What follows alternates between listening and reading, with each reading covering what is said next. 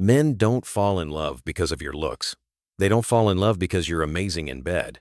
They don't even fall in love because you made his favorite meal 3 nights in a row. Nope, the truth is deeper, more psychological, and far more uncomfortable than you think. Until this one thing happens first, he'll enjoy you, he'll like you, he might even chase you, but he won't love you. Stick around, because once you hear this, you'll finally understand why some women get crowned the one, while others get ghosted faster than a bad Tinder date. Let's be real. Men don't fall in love the way most women imagine. You might think he sees your beauty, laughs at your jokes, feels a spark, and boom, love. Wrong. That's not love. That's attraction. That's dopamine. That's his primitive brain saying, "She's cute, proceed." Love isn't fireworks. Love is construction work. It's something he builds brick by brick. And unless a certain emotional condition is triggered, he won't build it at all. You've probably seen it play out. He texts you every day, says all the right things, introduces you to his dog, then suddenly says, "I'm just not ready for something serious." Translation? The condition was never triggered. He was drowning in attraction, but love didn't even show up to the pool. Here's the big mistake most women make. They believe effort equals love. So they overgive, overcare, overinvest thinking, if I prove I'm loyal, he'll see I'm the one.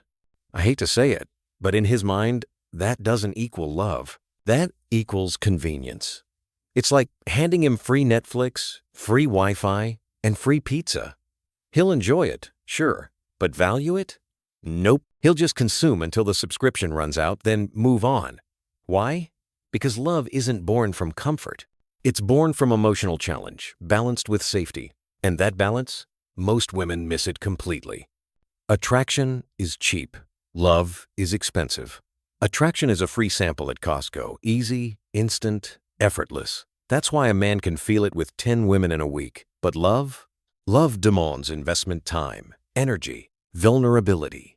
And here's the secret. Men don't fall in love until they believe their investment is worth it. That doesn't mean play games, ghost him, or act superior.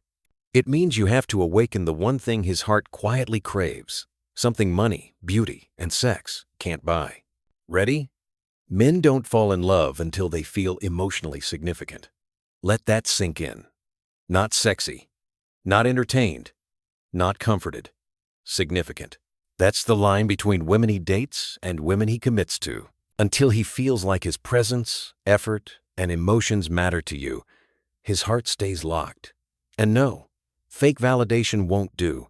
Men can smell insincerity a mile away. What makes the difference is giving him the rare experience of feeling like more than a provider, more than a paycheck, more than a body with Wi-Fi and muscles. When a man feels significant, like he brings unique value no one else can, his mind goes, "Oh no, I can't lose this." That's when love begins. Now here's why most women don't trigger it. Instead of making him feel significant, they do one of three things. Overgive, making him feel like a pampered guest, not a partner. Criticize constantly, making him feel like an intern failing at his job. Replaceable energy, treating him like any guy who sends a good morning text. When that happens, he enjoys the moment but never invests emotionally. Why would he? If he doesn't feel irreplaceable, he won't act like you are. Men fall in love when they feel their role is unique, valued, and respected. Psychologists call this the significance principle. Humans crave meaning, but men build their identity around it. Since boyhood, they're trained to perform, win, fix, solve. They equate love with usefulness. If he doesn't feel useful, he won't attach. That's why the guy who ghosted you looks happy with the next girl. She didn't outshine you, she made him feel significant. Once that wire connects love equals significance, it's game over. That's when he starts prioritizing, protecting, picturing a future with you. Funny thing is, men act complicated, like love is some mystery. Spoiler, they're simple. Like Wi-Fi routers, just searching for a strong signal and safe connection. You don't need games or cryptic texts. You just need to understand until he feels significant, he won't fall. But once he does, buckle up. Mr. No labels becomes Mr. What kind of ring do you like? Before you can blink. So, How do you trigger significance? Trigger 1. Recognize effort. Don't overpraise. He doesn't need confetti for taking out the trash. Just genuine acknowledgement. When he plans something or shows up for you, say, "I really noticed that. It made my day easier." That's power.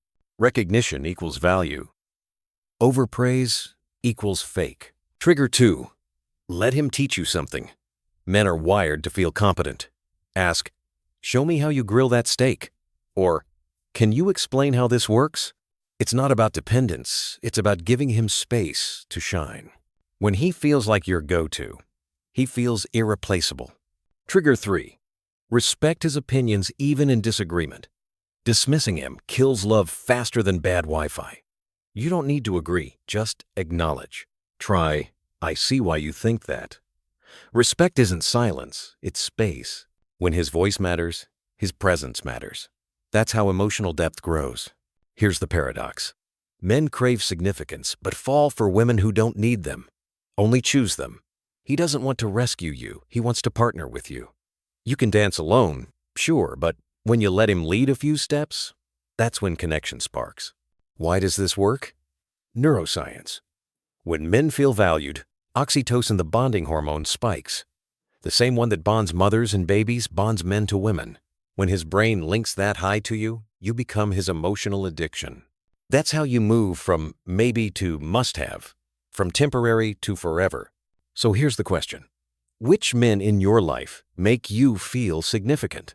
Because it's not just about getting a man to fall, it's about making sure you're loved equally. If you're doing all the work, you're not his queen, you're his convenience.